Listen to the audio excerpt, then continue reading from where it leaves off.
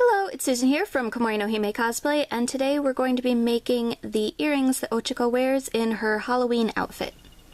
I started by purchasing some Halloween bat earrings from my local Joann's, specifically to get the bat charm, as for some reason this Halloween season it is really hard to find bat-shaped charms, at least in my area of the US, so this is going to be the base that we're going to use for the rest of the earring.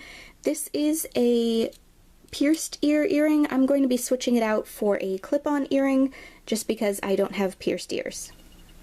Use some pliers to take apart the earring into its base components. So we have the earring base, the 3 jump rings, the 2 chain pieces, and the bat charm. To make the bubble-like charms, I just took some iridescent beads. We have a large one, a medium one, and a small one. I should point out that the hole in the large one was a bit too large, so I have a very tiny bead on the end just to keep it from slipping through. Then we're going to thread the beads onto an eye pin, loop the top of the wire, trim the excess so that we have a base charm.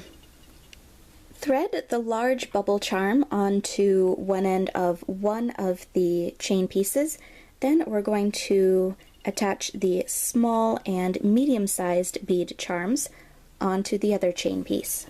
Use a pair of wire cutters to cut the chain so that now we have 3 charms on 3 chains. Loop all 3 chain pieces onto a jump ring and attach that jump ring through the eye of the bat charm.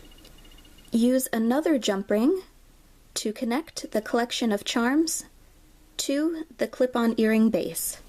And with that, Ochako's bat earrings are done. For more cosplay tutorial videos, please subscribe, and thank you very much for watching!